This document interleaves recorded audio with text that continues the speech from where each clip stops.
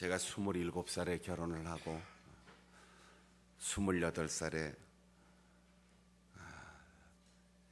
지금 큰아이가 태어난 지 한 2달 만에 처음으로 단독 목회, 경기도 양평에 있는 조그만 시골 마을에 가서 3년 동안 목회를 했습니다. 그리고 이제 29, 30 그때 조치원에 있는 교회의 부목사로 청빙을 받아서 아직 안수도 받지 않은 채로 떠나게 되었습니다.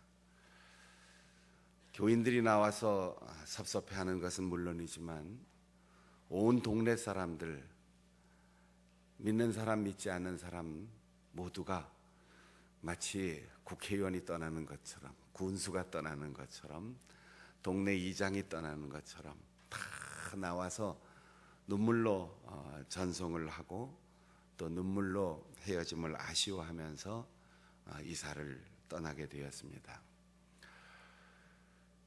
교회에서 한 10리나 떨어진 마을에서 불편한 몸, 그리고 연세가 아마 70대 후반이나 80쯤 된 할머니 집사님 한 분이 있었는데 변함없이 눈이 오나 비가 오나 그 불편한 몸을 이끌고 논길 밭길 걸어서 교회까지 오는 키가 작고 허리가 구부러진 할머니 집사님이 있었어요.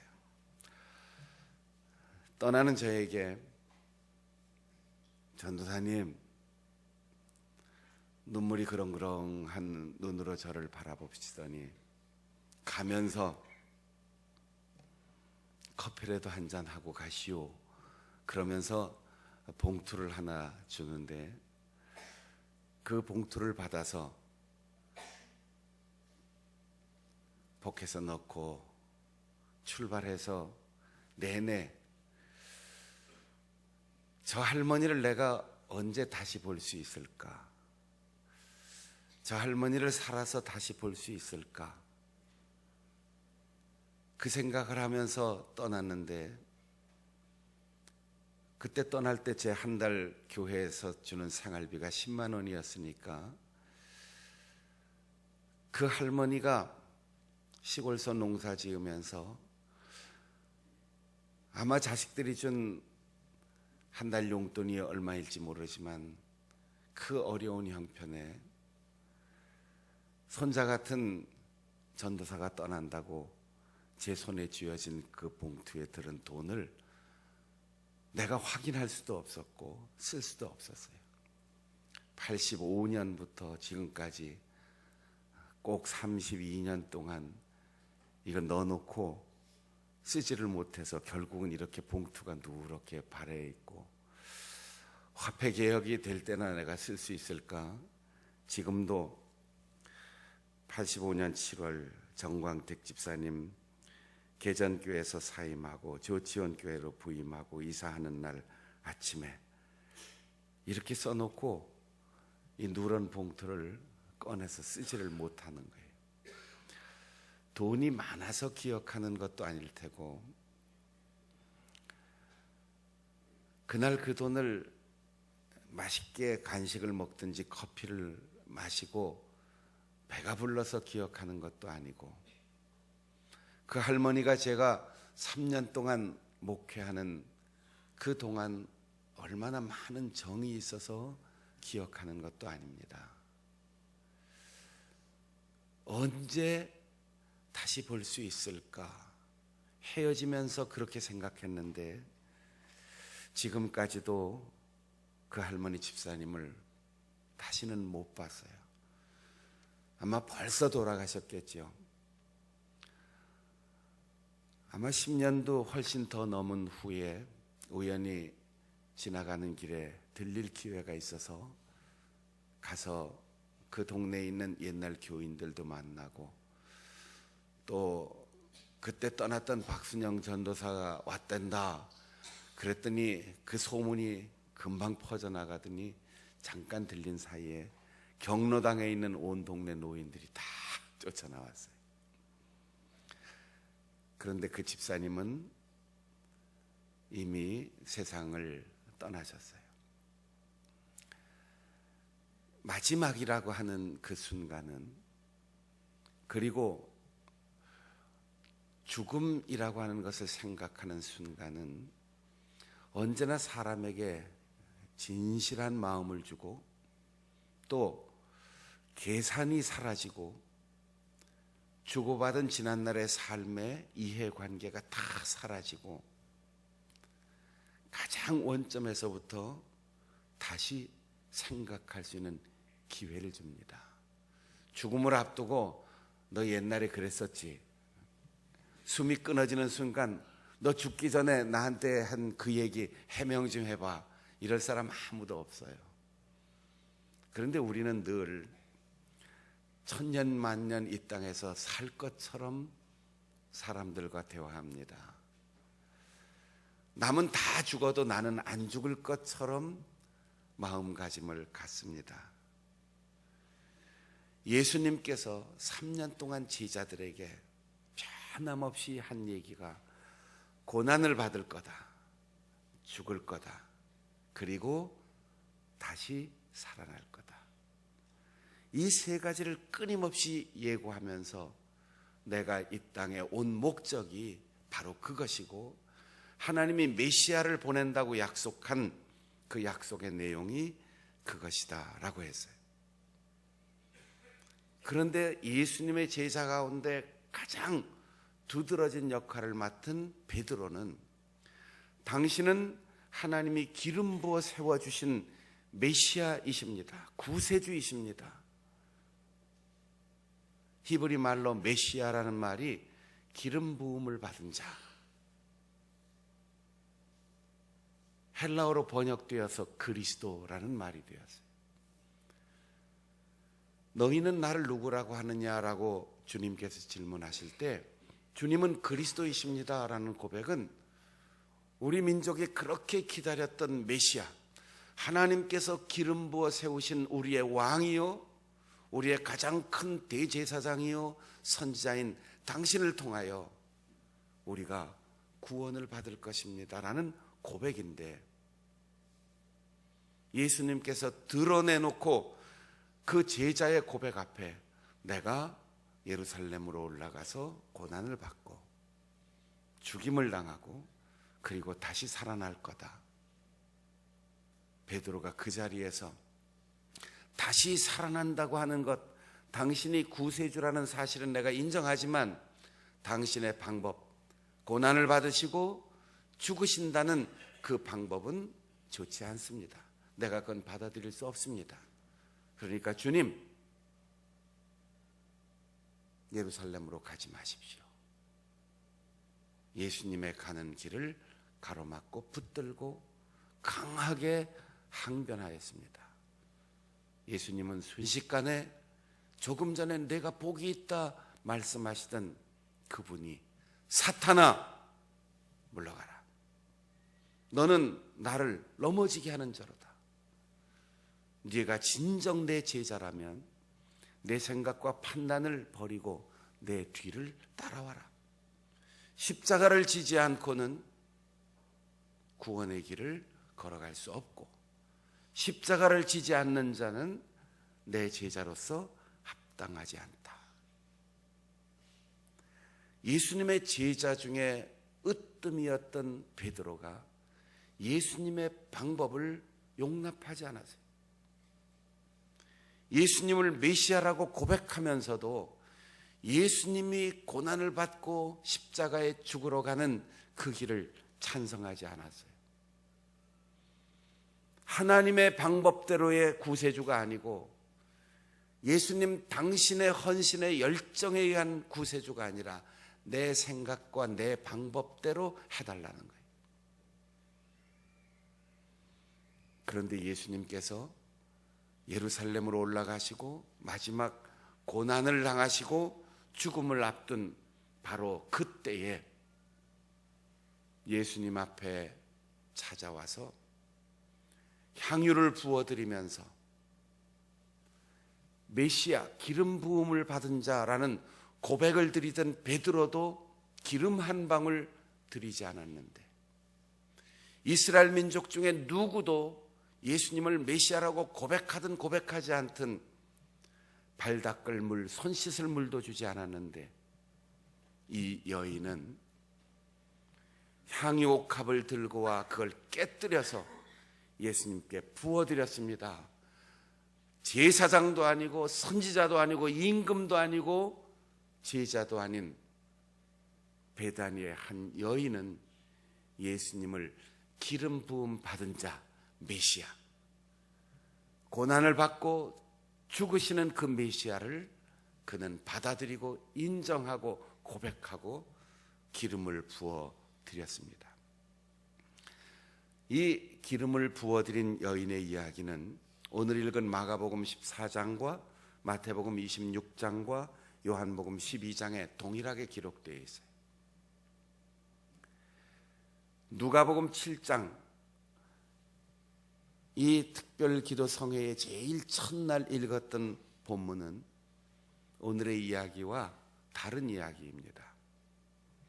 누가복음 7장에는 죄 많은 여인이라고 했고 나병 환자였던 시몬의 집이라고 했고 그 발에 눈물을 적시고 머리털로 닦고 기름을 부어드린 사건, 비슷하지만 그 여자는 죄 많은 여인이라고 했어요. 시몬이란 이름이 베다니의 나사로와 마르다와 마르다와 관계가 있는 이름인 것도 같지만 당시 베드로의 이름도 시몬이었고 아주 흔한 이름이었습니다. 예수님 대신 석방된 바라바도 예수라는 이름을 가지고 있었어요. 알페오의 아들 야고보, 사도 야고보, 예수님의 동생도 야고보였습니다. 예수님의 어머니도 마리아였고 글로바의 아내도 마리아였고 베다니 출신 이 여인도 마리아였고 막달라 출신에도 마리아라는 이름이 있었어요. 그러니까 이름이 다양하지 않아서 흔한 이름들이었는데 오늘 마가복음에 나와 있는 이 베다니의 여인 마리아는 다른 복음서의 기록과 특별히 다르게 기록되어 있는 점이 하나 있습니다. 옥합을 가지고 와서 깨뜨렸다고 했어요. 옥합이란 말이 우리에게 오해를 불러일으키기가 좋은데 무슨 네모난 상자, 서랍과 같은 구조를 가진 것으로 생각이 되는데 알라바스타라고 하는 이 설화석과라고 하는 재료는 대리석과 같은 광물체입니다. 그것을 가공해서 병으로 만드는 거예요. 아주 값비싼 향유이기 때문에 그 안에 기름을 넣으면 밀봉을 합니다. 향이 날아가지 말아야 돼요. 여러분, 우리가 쓰는 고급 향수들은 병을 다시 재생할 수가 없어요. 뚜껑을 열면 그걸로 끝나는 거예요. 뚜껑을 열어서 빼갖고 다시 향유를 집어넣을 수 있는 구조가 안 돼 있어요. 그러면 향이 다 사라지기 때문에 향수병은 항상 완전 밀봉입니다. 300데나리온 1,000만 원어치의 향유를 넣은 이 설화석고로 된 대리석 병은 아름답게 가공되었을 뿐 아니라 그 겉에 질이 비단처럼 아름다운 무늬가 있어서 그 병 자체가 보석이에요. 향유를 담은 것 자체도 비싼 거지만 거기에서 쏟아진 향유도 값비싼 것이지만 그것을 담았던 빈병도 거의 비단처럼 아름다운 광택으로 인하여 도장을 만들다거나 장식용으로 보석과 같은 것이었어요. 이 보석과 같은 향유병은 당시 학자들의 당시의 그 관습과 무역 경로를 보면 이탈리아에서 수입해 온 거예요. 거기에 담았던 향유는 히말라야 산골에서 채취한 인도산 향유입니다. 고대 사회에서 이렇게 귀한 것들인데 우리는 비싼 향유를 부은 것만 생각하지만 남아있는 그 향유를 담았던 병도 얼마나 값비싼 건지 몰라요. 향이 날아가지 않도록 주둥이를 가늘게 만든 병입니다.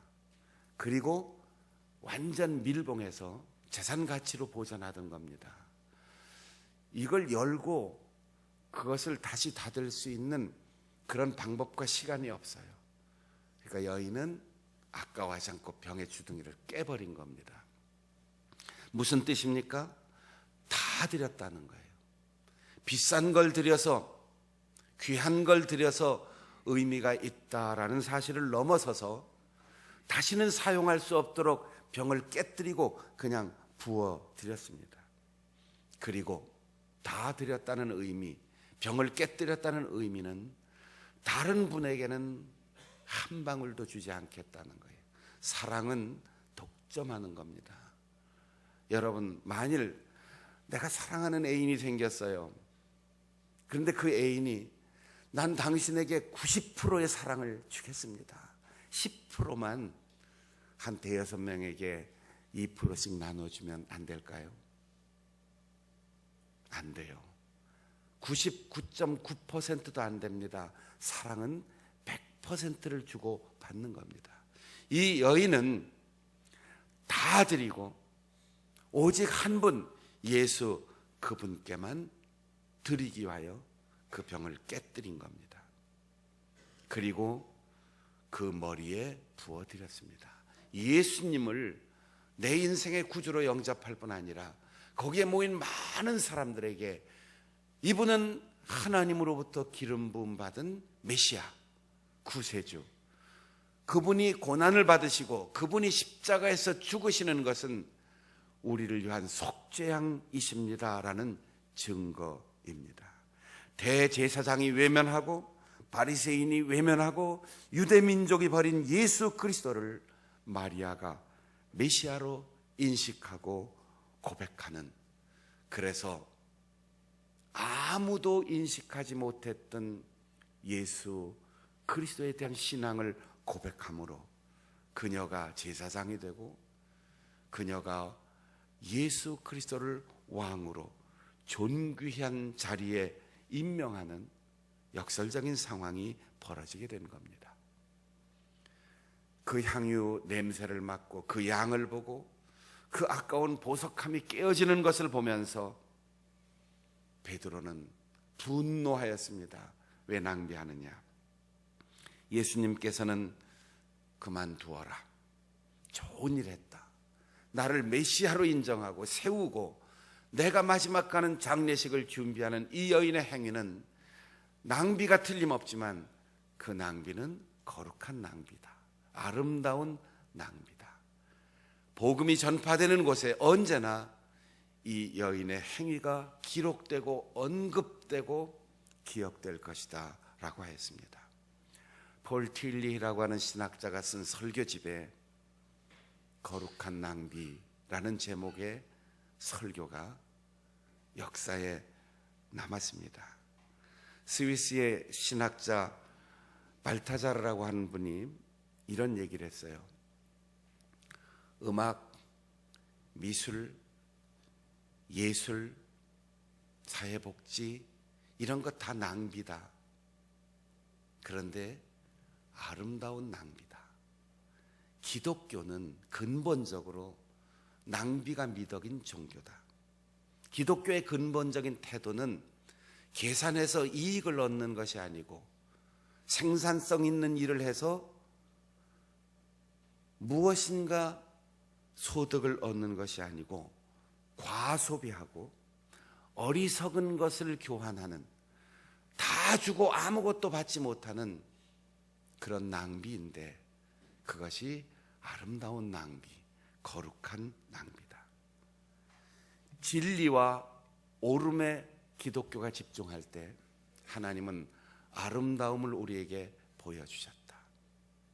여러분, 우리가 언제나 옳고 언제나 진리이고 언제나 이해관계를 따질 때 하나님은 우리에게 아들을 보내주시는 아름다운 사랑을 베풀어 주셨고, 주님은 십자가에서 참혹하게 피 흘려 죽으시면서 하늘의 천군과 천사를 동원하지 않고 죽음의 길을 가심으로 십자가를 아름답게 하였습니다.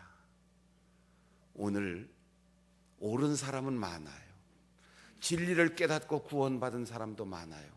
그러나 거룩한 낭비에, 아름다운 과소비에 헌신하는 사람이 얼마나 많이 있습니까?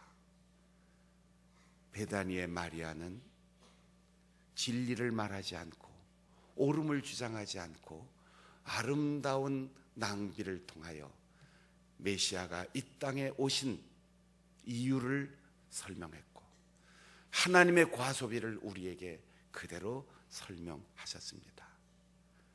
내가 가진 것 단 한 분 그분을 위하여 아낌없이 드리고 주님의 사랑을 증거하는 일에 거룩한 낭비자, 아름다운 과소비자로 헌신하여 일생 주님을 기쁘시게 하고 복음과 함께 우리의 이름이 영원히 기억될 수 있는 우리 성도들이 되시기를 바랍니다.